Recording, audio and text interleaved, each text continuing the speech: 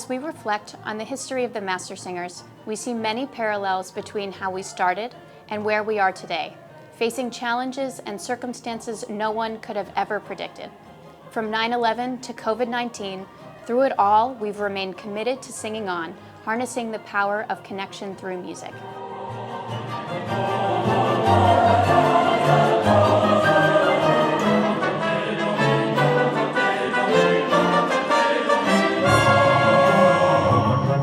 We started to put it together in May of 2001, and we had our first rehearsal on September 10th of 2001. Monday night, September 10th, 2001. And Tuesday morning, the world changed forever. When you think about that very first concert, we brought together all kinds of people from the community, not just Sam Galloway, but the Southwest Florida Symphony and some symphony members from Naples. It was an amazing group of people that we were able to put together, and people that would contribute to it. This was the biggest concert Barbara Mann has ever had. Because not only were all the seats in the auditorium full, but they had to set up some speakers outside of the auditorium for people who were out, not only outside the auditorium, but outside the building, who were there. Everybody wanted to feel a sense of beginning to heal from that horrible tragedy. And so not only was it the healing and a great community event, but it also provided funds for the relief effort. So it was an amazing day and an amazing start for this chorus.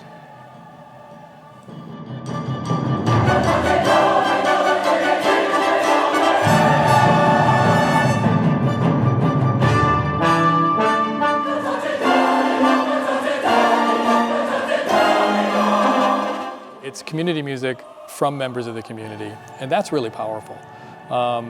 Because an amateur musician is one who loves, that's where the word comes from, loves what they do.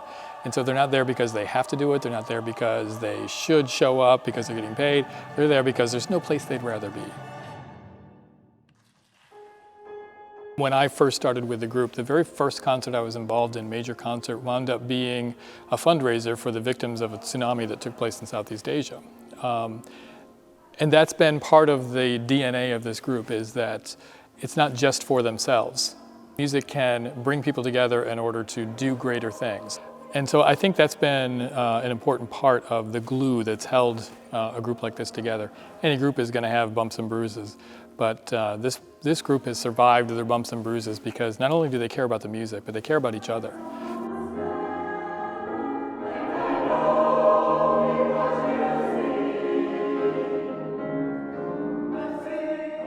I've actually had the privilege of singing in every ensemble in this organization. So apart from the big choir, I sing with the chamber chorus, the Intermezzo choir, and I've also sung with the youth choir. So I've been able to see firsthand the diversity in this organization, and I just think that's so important. And I think music overall is important, and without music we wouldn't be so deeply connected as a community.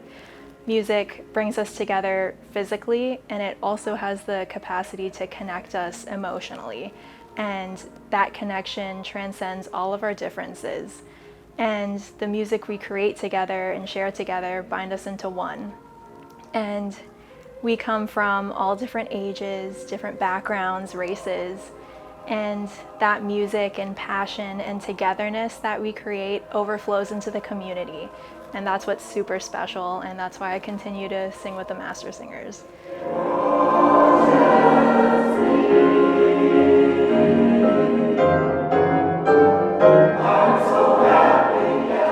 We began in 2016, and the idea behind the group was that there were so many other community choirs for adults, whether you're talking the Mastersingers or different church choirs, things like that. But there were none for children and teenagers at all. So the idea was that we wanted to kind of build a community for the youth to sing together as well. Usually we get at least one commission every year, and that is where we pay a musician to write a song specifically for us. So every year so far we've had at least one world premiere performance, and sometimes 2 or 3. So it's been a really, really wonderful thing for the children to be the first ones to bring a new piece to life.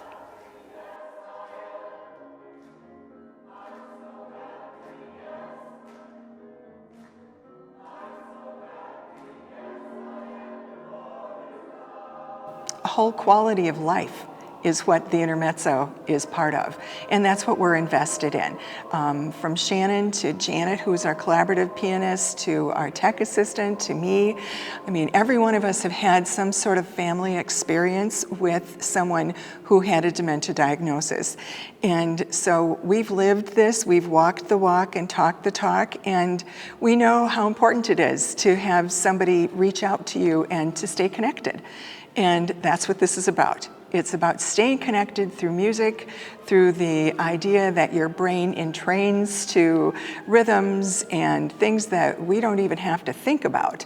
You know, once you start hearing a certain tune that you recognize, oh, when the saints go marching in, who doesn't liven up when they hear that? You know, so if we find the right music, it's the key. And I think it's the key to increasing someone's quality of life, their longevity possibly, and making it much easier for them to be as fulfilled as they can.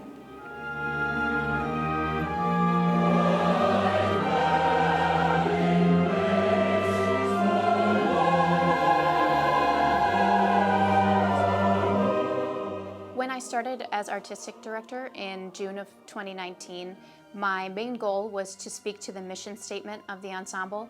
I just wanted to make sure that we were doing larger works and we were doing them at a really high level.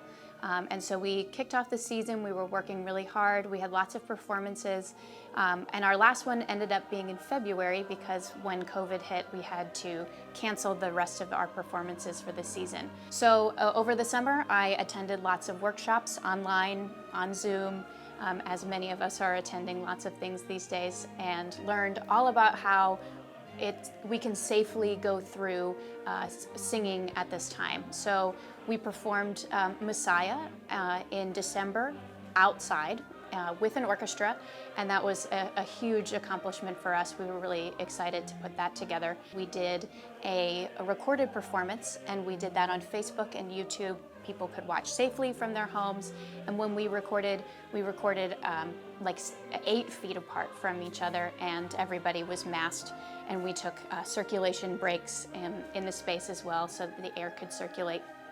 And we're going to do one more recorded performance this season as well. So it's been a lot of learning. I've become an amateur video editor and audio editor as well, and it's been a lot of fun learning all of these new skills. But I hope that we can get back to providing the community with music live and in person, because it's so different that way. And sitting at home, we're all kind of used to looking at our screens so much these days that finally that moment where we can connect with the community face to face again is going to be a really powerful day.